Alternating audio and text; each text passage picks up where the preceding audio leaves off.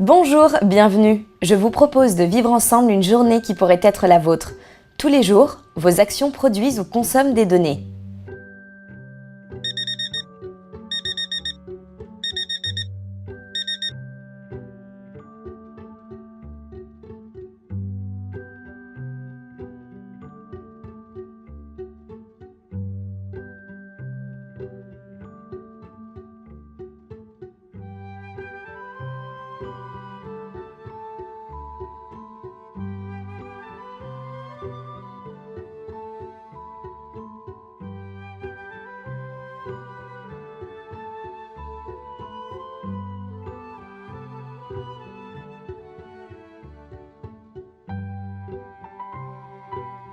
Hop, on n'aurait pas oublié quelque chose là?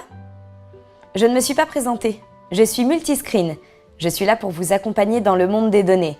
Revenons un peu sur ce que nous venons de vivre.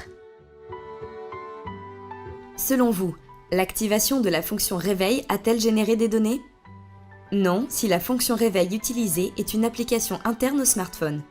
La plupart des téléphones possèdent aujourd'hui cette fonctionnalité.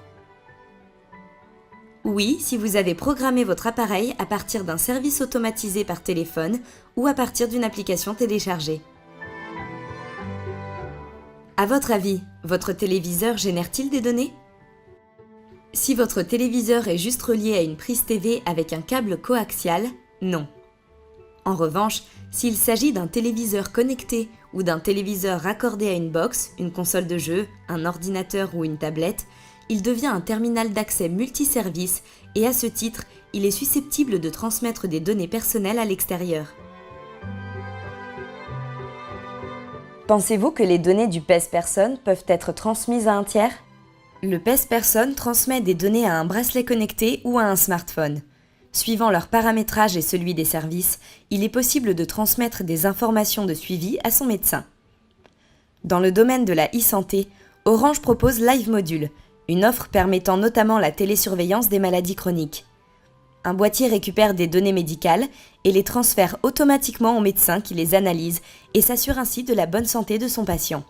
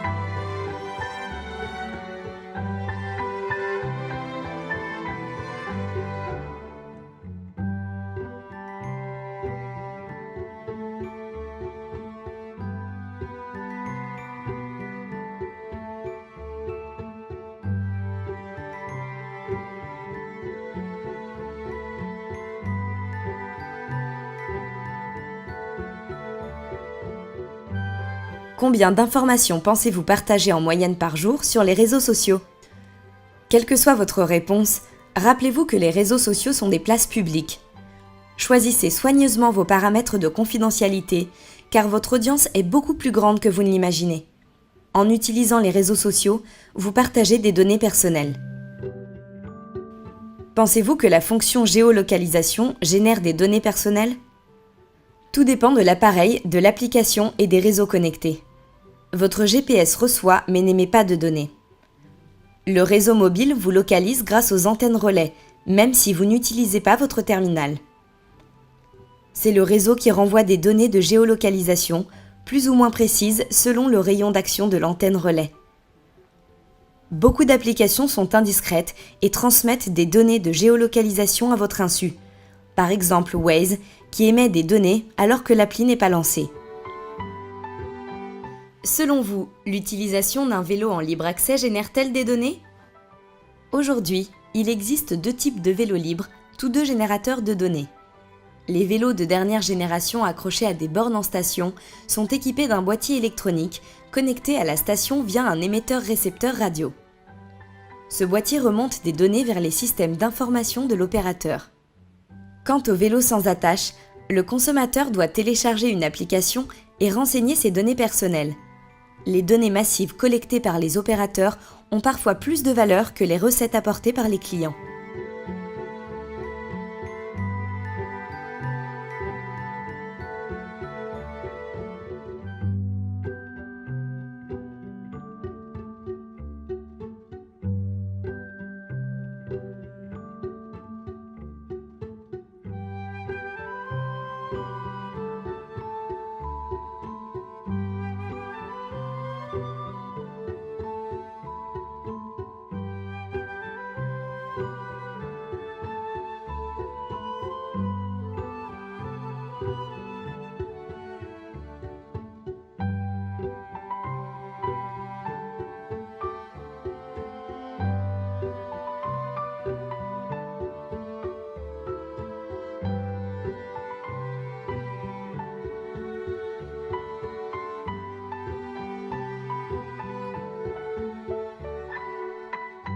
L'objectif initial du SMS était-il de permettre aux personnes malentendantes de communiquer ?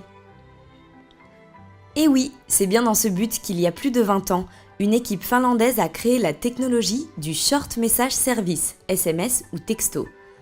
Le SMS est en perte de vitesse face aux messageries instantanées, qui sont gratuites et illimitées et dont les fonctionnalités se multiplient. Tous ces services sont émetteurs et récepteurs de données. Pensez-vous pouvoir maîtriser la diffusion de votre photo sur la toile ?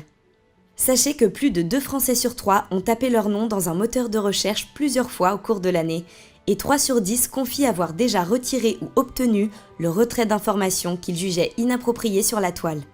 Soyez vigilants quand vous envisagez de publier sur Internet des photos personnelles, car il est très difficile d'en limiter la diffusion. De plus, elles peuvent servir à vous identifier à votre insu avec la reconnaissance faciale de Facebook, par exemple. Tout ce que vous publiez sur les réseaux sociaux peut impacter votre e-réputation. Pensez-vous transmettre des données en lisant tranquillement dans votre lit ? Non, si vous commencez ou si vous continuez la lecture d'un livre qui est déjà stocké dans la bibliothèque de la liseuse.